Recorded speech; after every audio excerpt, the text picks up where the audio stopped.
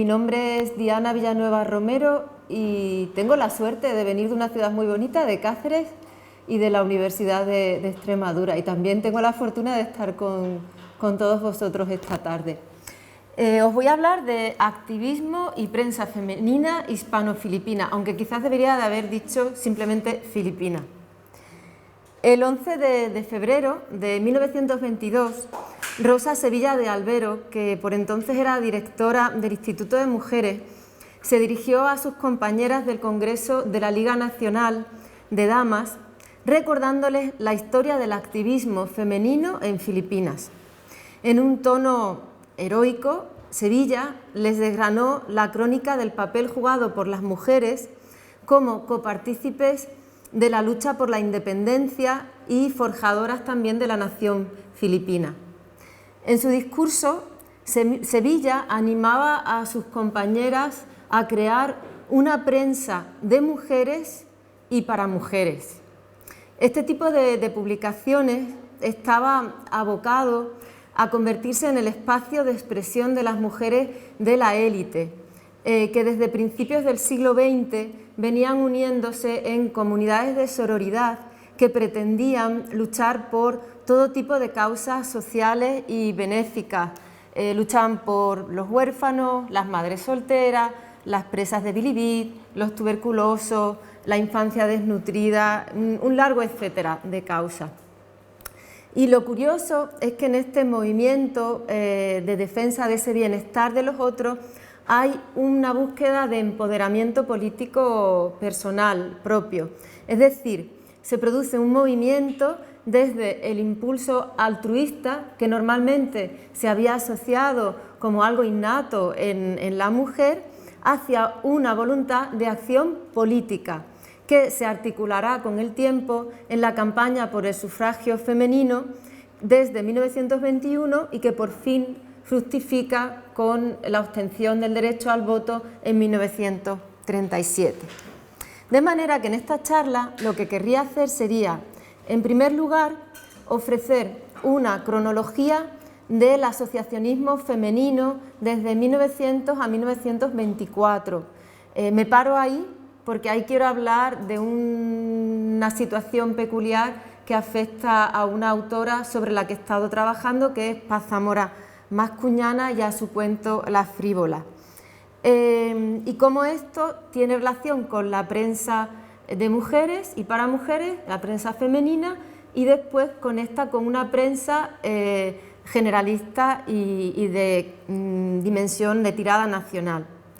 A continuación, partiendo de la creación de la revista The Woman's Outlook, mencionaré algunos de los editoriales publicados durante ese año, en 1924, para ofreceros un ejemplo del modelo de mujer apoyado por las líderes y las autoras de dicha revista. Pasaré entonces ya por fin a hablar de La frívola y como conclusión pues me gustaría que reflexionáramos sobre la invisibilización o no que se ha dado de la ficción producida por las mujeres en la década de los 20, ¿vale? Bien,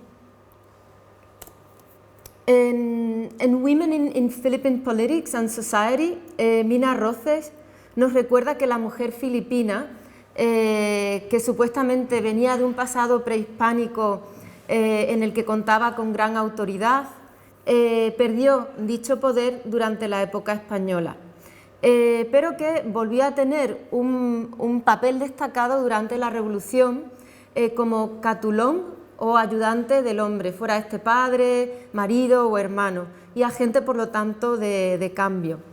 Es curioso que Leonard Wood, capitán general de las Filipinas por parte de Estados Unidos, alabó con una conocida frase a las Filipinas, diciendo que era "The best man of the Philippines is a woman". Y es cierto que las mujeres filipinas se lanzaron, en cuanto vieron las puertas abiertas, se lanzaron a ir recuperando espacios de acción pública, política, con la llegada de los americanos. En su libro The Development of the Philippine Woman, en la sección Charity and Women, la doctora y viajera Paz Mendoza Guazón, de la que ha estado hablando por la mañana Irene, hace un repaso de las causas sociales a las que se entregaron las Filipinas, de las clases más pudientes.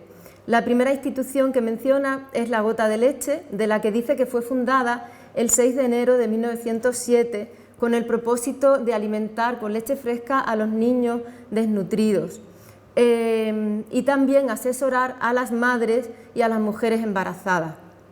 Menciona a continuación al Women's Club of Manila, creado por las damas de la sociedad cosmopolita de esta ciudad y alentada por la sufragista estadounidense Carrie Chapman Catt.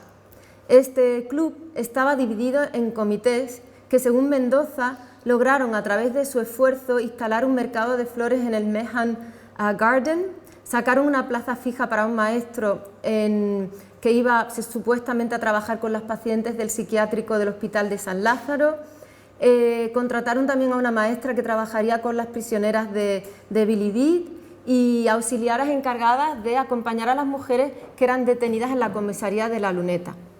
El 16 de junio de 1913 inauguraron también en Manila una guardería destinada al cuidado de los hijos de mujeres trabajadoras y más tarde abrirían otras dos en Tondo y en Sampaloc.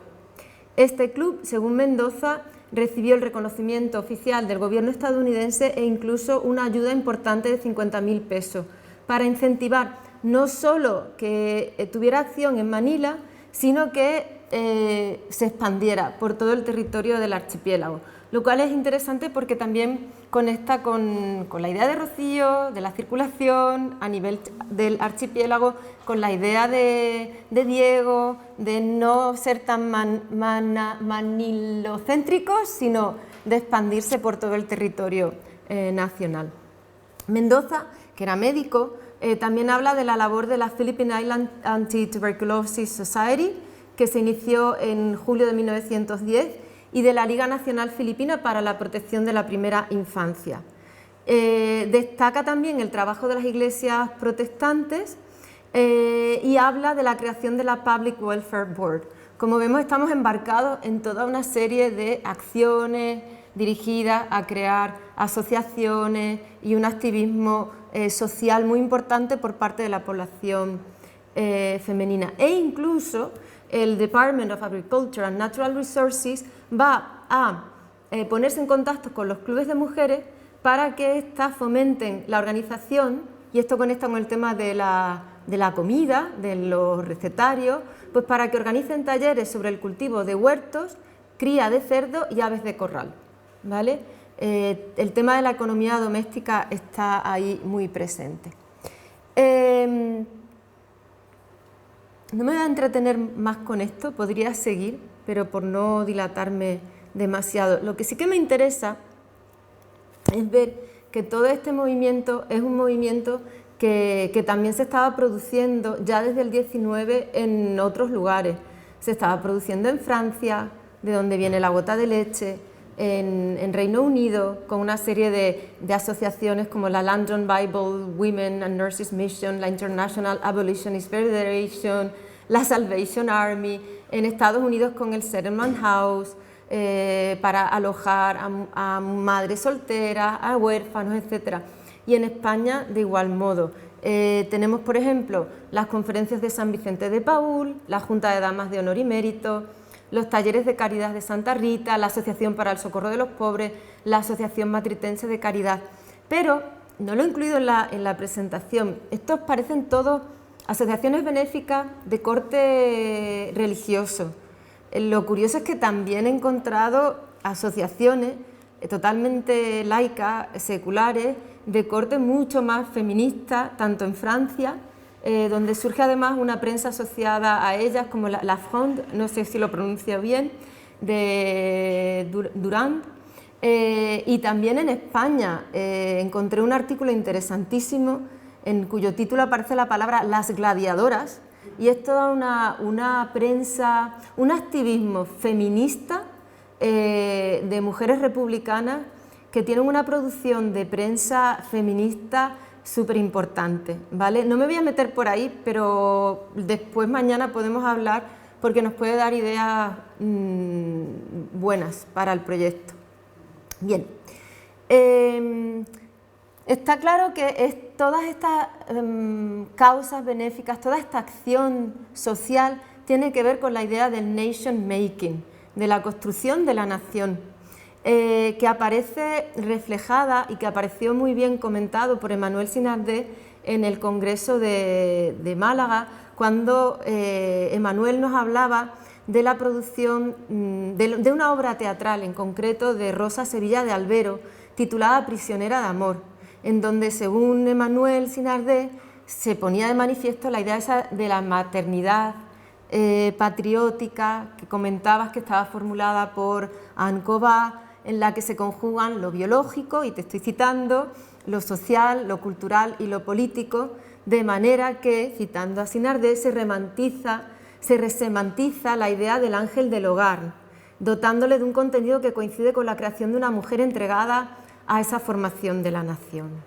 Y termino aquí esta cita. Bien, os voy a enseñar una tabla que he confeccionado a partir de distintas fuentes de esta historia apasionante del asociacionismo de las mujeres filipinas, y unida a ese activismo que yo me imagino que les produce una sensación de empoderamiento progresivo y que va cogiendo una velocidad tremenda, ¿vale?, en estas primeras décadas. Y me voy a ir a hablar ahora, ya que la he citado, de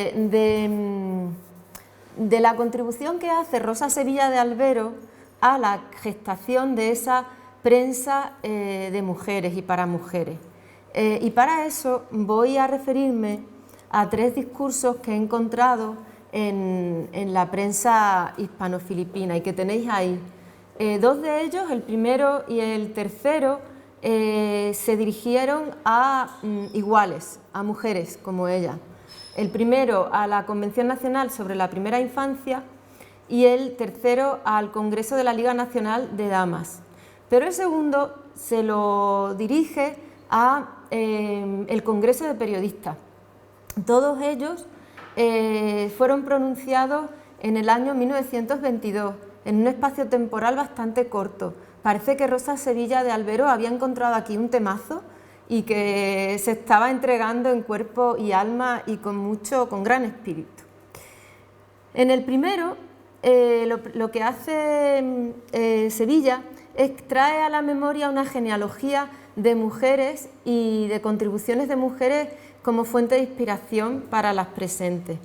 Y entonces habla también, pues habla de cosas curiosas, ¿no?, de construcción de nación, pero de otro tema interesante. Voy a leer esta cita, ¿vale? Dice ella: fundemos periódicos o revistas escritos por mujeres y para mujeres expresamente. Yo os brindo lo que me queda de vida para llevar a cabo esta empresa, si merezco vuestra confianza y cooperación.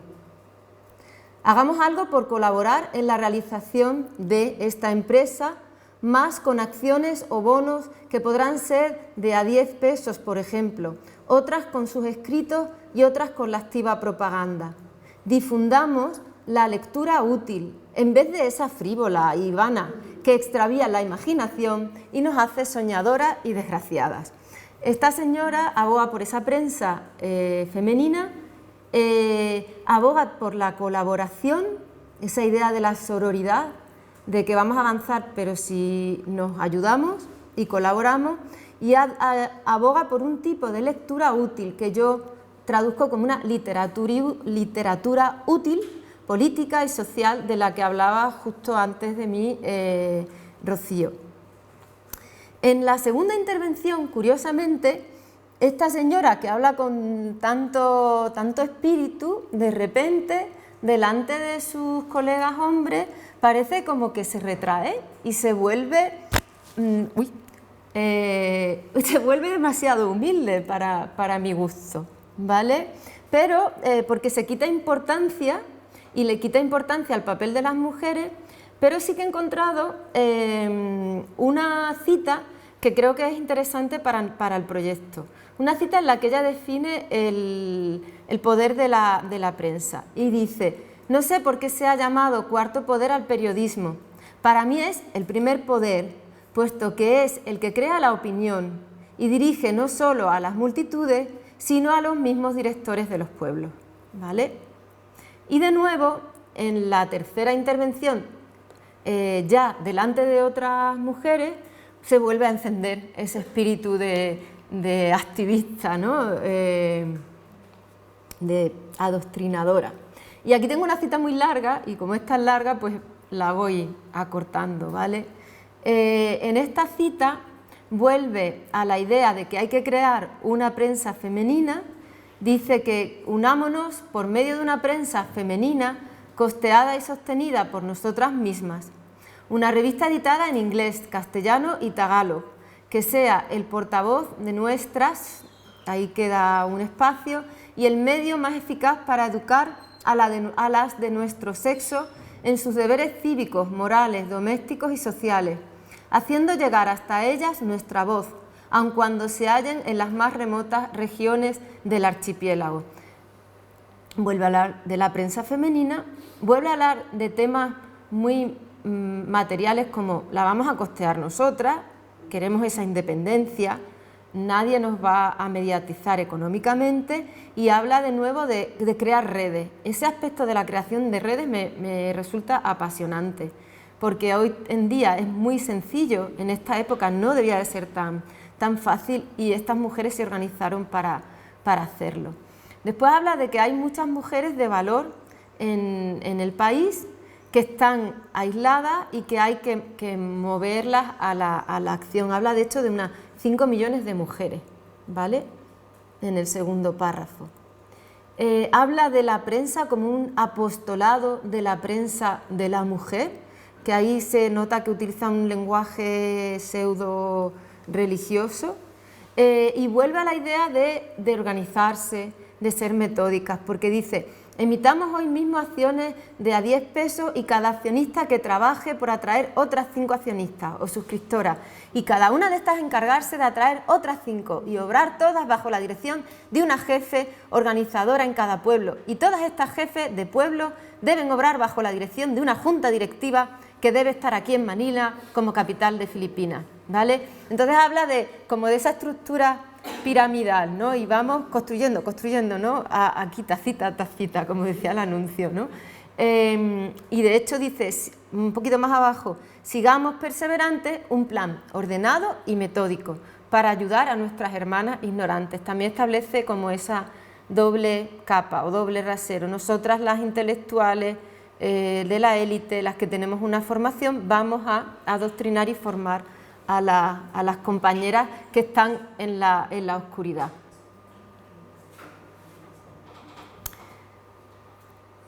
Y dice, al final, dice: sigamos perseverantes un plan ordenado y metódico, a fin de elevar su estándar intelectual y moral, para que todas unidas lleguemos a la cumbre de nuestras aspiraciones, que son la de ayudar a nuestros hombres por el ejercicio de nuestros derechos de ciudadana, cuando estos tengan la justicia de reconocerlos en beneficio de la emancipación de nuestro pueblo, haciéndoles dignos de la consideración de propios extraños y contribuyendo a formar y consolidar la personificación de un pueblo noble, próspero y feliz, digno de figurar en el concierto de los pueblos y de las naciones libres y acreedor del respeto de los otros pueblos.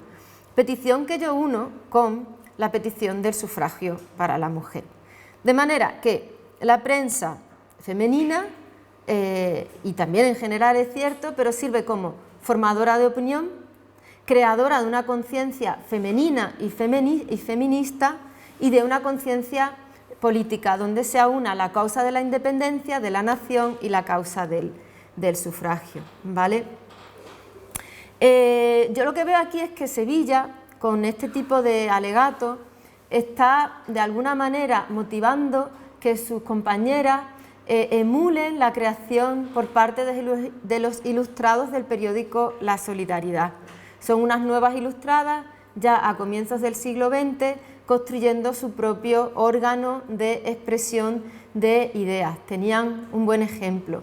Además de seguir un proceso similar al que había existido en esos otros lugares que ya he mencionado, en el mundo anglosajón, en el mundo francés y en el español, donde se demuestra que asociacionismo, activismo suele ir unido con prensa, con un órgano también escrito.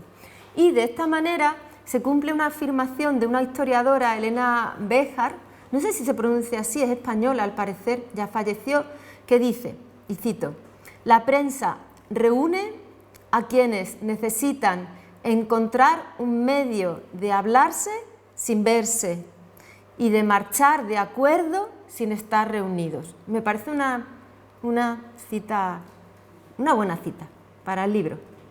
Bien, en el siglo XIX ya había existido una prensa en Filipinas dirigida hacia la mujer. Y tenéis aquí que, bueno, pues el ejemplo de Reyes Encanto, de Rivera y de Quirós Cañiza, que han hablado de ella. A veces esta prensa para mujer estaba confeccionada por hombres, pero en ocasiones había colaboraciones de mujeres. Y es verdad que en el periódico que surgió en la Revolución, que creó Antonio Luna, hubo 4 mujeres que al parecer participaron en el periódico de la Independencia: Constancia Poblete, Florentina Arellano, la propia Rosa Sevilla y otra que según Sevilla firmaba con seudónimo y a la que nunca conoció, no sabemos quién es. Bien, ya en 1922 sale a la luz esa revista para mujeres que es The Woman's Outlook, que es la revista de la National Federation of Women's Clubs of the Philippines. Esta revista dura 8 años, de diciembre de desde el 22 hasta el 29, ¿vale? Y después se convierte en The Woman's Home Journal. Y en su equipo editorial figuraban Trinidad Fernández, que aparece en muy diferentes roles, y Pura Villanueva, de la que has hablado, Irene, que era la encargada de la sección en español. Y aquí tenéis más datos de quiénes eran accionistas y contribuían al soporte y a la confección de la revista, ¿vale?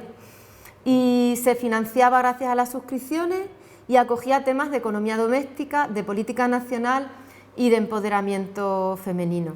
Yo en un primer momento me voy a centrar en lo que eran los editoriales o editorial comments. Aquí veis cómo se encabezaban.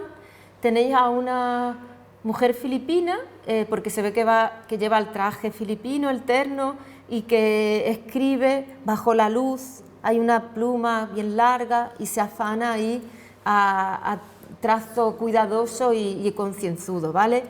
Y para haceros las cosas fáciles he hecho otra tablita, ¿vale? Para que veáis que en el 1924, que es en el año en el que me estoy centrando, como veis, van saliendo números y editoriales en español y en inglés, más en inglés que en español, creo recordar, de temas diversos. Igual que en el recetario de Beira y de Zamora, los editoriales no son una traducción el español no es una traducción del inglés ni viceversa, son cosas distintas.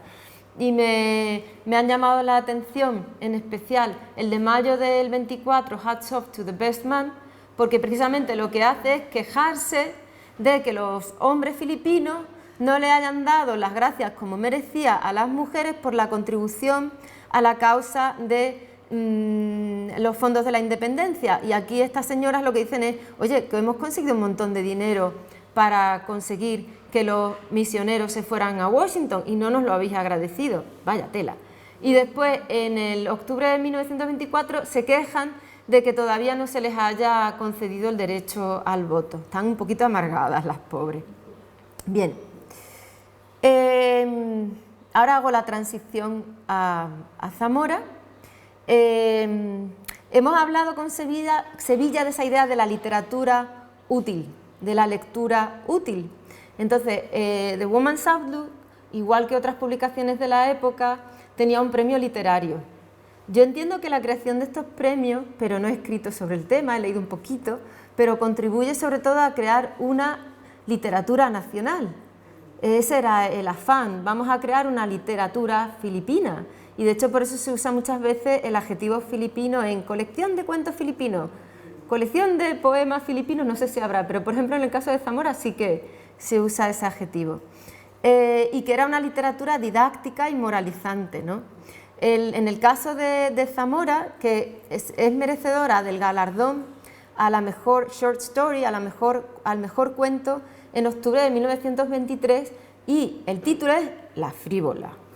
Ah, bueno, y os voy a poner que me he pasado, para que veáis la pinta que tenían los editorial comments, de los que hablaba antes, que siempre es bonito ver los recortes de prensa, le da mucho color. Y aquí está La frívola, que tiene casi el mismo título que el relato de Frívola del que hemos hablado antes. Pues La frívola es merecedor del primer premio al relato o cuento, y por supuesto por ese título ya veréis que es un cuento que lo que hace es hablar de una Carmen, una señora Carmen casada con un niño a la que salva a su hijo enfermo. Ella estaba totalmente entregada a pasárselo bien, y solo ver que el hijo se le muere la hace replantearse su modo de vida. Bien, ahora saltamos de la prensa femenina a la prensa nacional, en concreto al Debate. El Debate va a publicar este relato de Zamora más tarde, en diciembre de 1923. Y no solo hace esto, va a llegar a publicar otros relatos de Zamora a lo largo de los meses que van de enero a abril de 1924, y es la imprenta del Debate la que va a sacar el libro Mi óbolo, que es una colección de los relatos que había escrito Zamora. Bien, lo curioso de Mi óbolo es que se presenta como la primera colección de cuentos filipinos escritos por una mujer, es decir, se le da en el Debate una característica de ser una pionera, ¿vale? Y se le da mucha publicidad. Y además se destaca el carácter benéfico de la obra, porque va a contribuir a los fondos de independencia, una cuestión de ámbito nacional y político, y también al Settlement House y a la gota de leche, con el dinero que se recaude. Esta característica se recuerda una vez ya ha salido el volumen, el 20 de mayo de 1924, y lo que es más adelante, a Mi óbolo se lo caracteriza como un modelo de escritura, que eso me chocó cuando lo leí, porque pensaba, mira qué curioso que los relatos de una mujer se planteen o se anuncien como modelos de escritura en colegios, ¿vale? Y también porque Mi óbolo sirve para todo, es como en el año 1924 es como un cajón de desastre, también es un perfecto repositorio o colección de cuentos de Navidad, ¿vale? Bien, y en agosto de 1924, curiosamente, se publica en el Debate un artículo titulado Las 4 mejores producciones literarias del año, en donde se habla de textos como La pugna, Las aventuras de Cayo Malinao, que es de Wyndham, y Rubaiyat, que es una traducción de Fitzgerald, de un poema de Fitzgerald que hace Bernabé, y pone en medio... ¿Perdón? Sí, pero lo había traducido previamente Fitzgerald. Entonces hay un salto, sí, efectivamente. Y se incluye Las cucharas de oro de Zamora, entre los mejores cuentos de 1924. Yo me imagino que Zamora estaría muy animada por esta buena recepción que había tenido el libro, de manera que en 1925 se presenta al Zóbel. De todas maneras, os leo esta cita que tenéis en la pantalla porque no tiene desperdicio, en cuanto a cómo caracteriza a la colección, porque dice que Mi óbolo es un precioso manojo de cuentos observados, sentidos y escritos con el alma más bien que con las maestrías de la literatura, exactamente como escriben las mujeres. Es como la mujer tiene que escribir con el alma, pero de maestría tiene poco, lo cual me queda así como pensando, digo, jo, ¿y por qué me lo ponéis como modelo de escritura en los colegios y como una de las mejores producciones del año? ¿Vale? Mi óbolo, y se reiteran en esto, es la primera contribución que la mujer filipina aporta a nuestro propio acervo literario, aparte de que es la primera seria colección de cuentos filipinos de su género que se ha lanzado jamás al mercado de las letras locales. La autora de mi óbolo es la señorita Paz Zamora de Manila. Bien. Como he dicho, animada por la buena acogida que ha tenido la colección, Zamora presentó mi óbolo al Zobel de 1925, que no gana, lo gana Laigo, con otra colección de cuentos filipinos con caretas, ¿vale? Y eso se recoge en este recorte de The Philippine Herald de julio de 1925. Y me encanta que Beatriz vaya a hablar del artículo que va a hablar a continuación. Yo no lo sabía. Cuando metí esto en mi presentación y al verlo he dicho, qué bien, nos han colocado y qué bien, estamos sincronizadas, porque resulta que en Laigo publica en diciembre de 1926 un artículo, El cuento es el género literario del porvenir, en donde hace un súper repaso. Bueno, habla del cuento, yo no me voy a extender en este tema porque lo vas a hablar tú en tu charla, hace un repaso a los mejores cuentistas filipinos, entre otros, y claro, yo ahí me puse a leer, tiene que aparecer Zamora en algún sitio. Entonces, lo que me ha llamado la atención es que solo cita a una mujer, ¿verdad, Beatriz?, que es a Emilia Pardo Bazán, que encima es española, y no habla para nada de mujeres que escriban cuentos en Filipinas.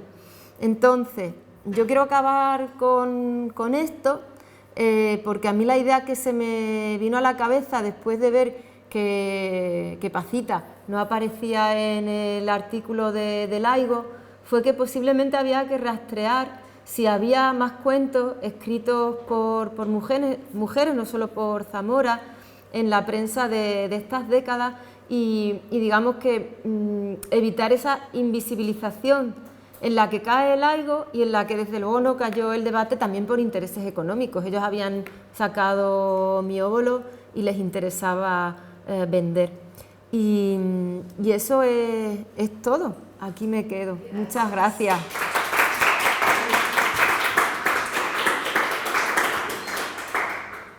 Muchas gracias, Diana. Me ha encantado aprender todas estas cosas, reflexionar sobre ese activismo, ese ímpetu para asociarse, para hacer algo juntas, ¿no?, que nos has descrito.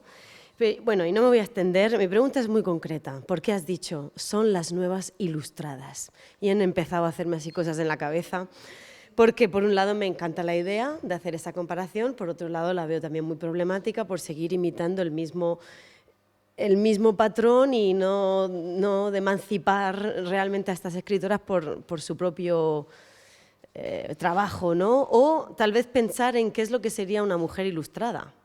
Y también voy a hacer referencia a lo que has dicho a través de las asociaciones, la gota de leche, esa idea de crear una economía doméstica, de cuidar un huerto, de cultivar sus verduras y todo eso, que tiene mucho que ver con la ética de los cuidados y que es la moraleja del cuento que has leído, de la frívola. El hijo la salva de la perdición porque elige cuidar al hijo y no ser una frívola, ¿no? Entonces, caemos de nuevo en la idea de que la mujer es lo doméstico, los cuidados, el cuerpo en el sentido doméstico, claro, no en el cuerpo del foxtrot donde te vas a bailar, ¿no? Entonces, no sé, para reflexionar sobre ilustradas en qué sentido y si alguna vez nos vamos a salir del cuerpo y no sé, la idea de la ética de los cuidados que obviamente es emancipatoria porque se crean redes de ayuda concreta y real que ayudan pues, a mujeres, como tú bien has descrito, ¿no?, en situaciones desfavorables, pero no dejan de ser el mundo más doméstico, que es un tema que tenemos ahora mismo en el mundo también, ¿no?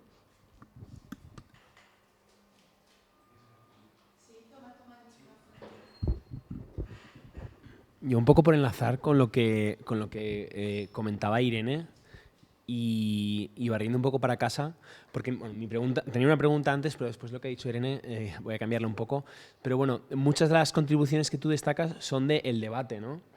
Y claro, yo cuando escucho el debate, automáticamente, bueno, barro para casa y pienso en el debate español. Y claro, esto me recuerda un poco también, de nuevo, porque yo veo un poco la iglesia filipina como una iglesia totalmente colonial hasta los años 60.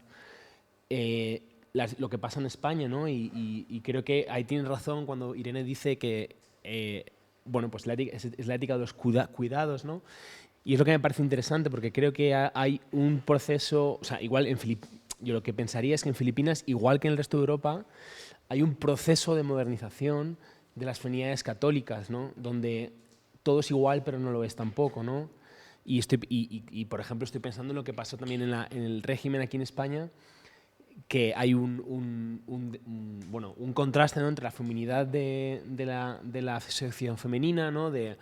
Tienes que cocinar, pero tienes que hacer deporte, tienes que cuidar, ética de los cuidados, pero tienes que ser activa, tienes que estar sometida al hombre, pero tienes que tener una feminidad activa, sumisa pero activa, ¿no? Y claro, de hecho, pensando que esta es mi pregunta en el fondo, no sé si has sabido tú algo más, Diana, pero mi pregunta en el fondo sería, claro, es que uno de los elementos que moviliza en España esto es la Acción Católica, que es una asociación que existe en todos los países de habla católicos, y mi pregunta es, ¿el debate, igual que en España, estaba también vinculado en Filipinas a la Acción Católica? Porque, claro, ahí es un proceso de cambio de feminidades reaccionario, pero modernizador y también transnacional, ¿no? Y eso es lo que me interesaría a mí pensar. Voy a hacer rapidito mi pregunta y te doy el micrófono, Esther. Sí, muchas gracias. Aquí vemos de nuevo claramente esas redes transnacionales y yo tengo una curiosidad porque trabajé sobre las asociaciones Gota de Leche en el Ecuador y las mujeres se empoderan asumiendo el rol de regeneración de la nación en esta primera mitad del siglo XX en que se trata de, con una visión un poco, ¿cómo decir?, de eugenesia, incluso de regenerar al cuerpo nacional a través de la educación de los hijos y de la fabricación de un ciudadano fuerte y sano.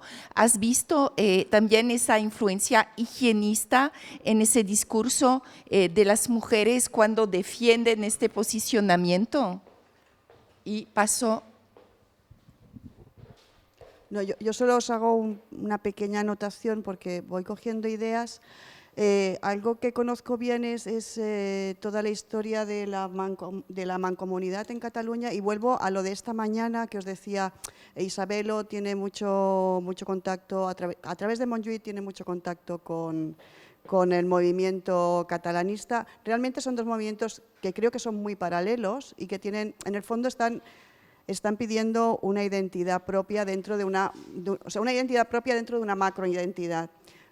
Una de las líneas que desarrolló la mancomunidad es justamente esta, es el poder, la figura de la mujer, el empoderamiento de la mujer y todo el tema de la maternidad, pero desde un punto de vista laico. Cuando tú hablabas de la Acción Católica, en esta posición se hace exactamente eso, pero desde un posicionamiento laico. Se construyeron unas escuelas que eran el modelo pedagógico que después recuperamos pues, casi 90 años más tarde. Pero es que allí se hicieron las primeras cesáreas, allí se hicieron las primeras gotas de leche, allí se hicieron las primeras medidas higienistas, y yo creo que está muy ligado en todo esto. Y ya paro.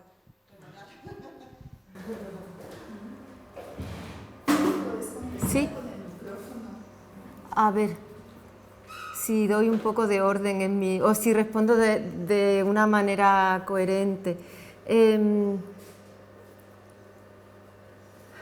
A ver, lo del tema de ilustradas o no. Yo creo que somos muy duras con las mujeres de este tiempo. De hecho, cuando estaba escribiendo la charla pensé, caramba, porque claro, me salía a la vena esa crítica, ¿no? De estas mujeres que si venga a estar en casa, los cuidados, el marido, tal, y pensaba, madre mía, ya lo que estaban haciendo en su momento ya era audaz, y era audaz en la medida en la que son capaces de tomar distancia de los hombres a los que complementan y ayudan, pero toman distancia real, o sea, real con estas asociaciones y real porque son económicamente independientes y lo luchan. Claro, es que son tiempos en los que estaban mediatizadas por una moral católica y aún están siendo mediatizadas por esos valores, indudablemente. Entonces, a mí me gustaría que esa misma visión crítica que yo misma adopto frente a este grupo de mujeres, que también pensemos en cómo eran los hombres de la época y que digamos que hagamos un análisis en paralelo, ¿no? De hasta qué punto también los hombres de la época daban oportunidades o no las daban, eran unos tiranos o no, contribuían o no contribuían a la creación de la nación.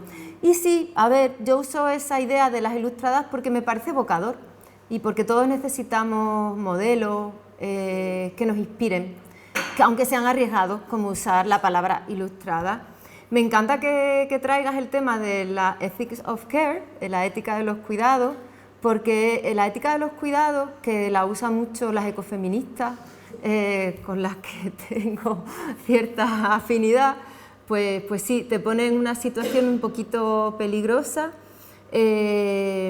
pero esos cuidados son necesarios para... Sí, la idea es que hay que compartirlo. Claro. No que las mujeres ahora se vayan al Parlamento, sí, sino que compartamos el espacio de los cuidados y el Parlamento. efectivamente. Porque si queremos tener familia, hay que cuidar la familia. Sí, y que no adoptemos... Claro, entonces, eso el rol de la mujer en la historia, es que no han tenido rol suficiente pariendo hijos y cuidando de hijos. Sí. Si es que se trata de reconocer, bueno, yo lo entiendo como un reconocimiento, no como una condena más. O sea, cuando empiezan con estas historias de las niñas pueden llegar a la luna, y yo las entiendo, no siempre es Sí, sí, que no caigamos en esencialismo, eso sería lo ideal. Es curioso porque hay una prensa femenina en tagalo que yo no puedo leer, pero en un artículo de Rivera sí que se menciona que esa prensa en tagalo era bastante reivindicativa frente a los estadounidenses y frente a roles clásicos de mujer, pero yo no la puedo leer, ahí me estoy perdiendo parte del discurso que existía. No tengo ni idea de si el debate filipino tenía algo que ver con la acción católica, a lo mejor Beatriz sí lo sabe y lo puede decir, que lo va a decir después.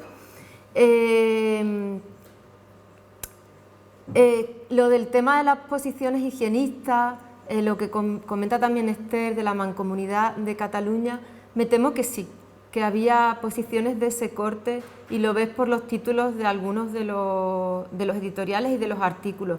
En este Women's Outlook, que progresivamente se va haciendo más anglo y menos hispano, porque cada vez se reduce más el español, hay un montón de anuncios también de productos de alimentación en las mismas hojas en las que aparecen recetas, y se habla, por ejemplo, de filipinismo sano, de adoctrinar a las mujeres en cómo criar a los niños, cómo dar el pecho, cómo estar embarazada y dar a luz bien, todo ese tipo de cuestiones, ¿vale? Sí, o sea que el tema del cuerpo está súper presente en The Woman's Outlook.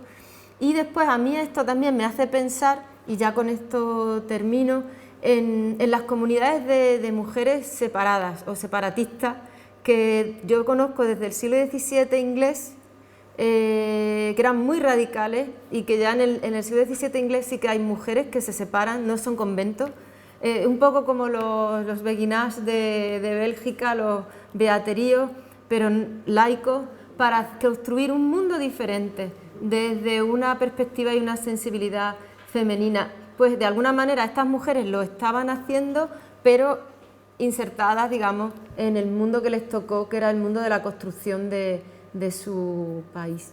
Y espero haber respondido a vuestras preguntas. Gracias.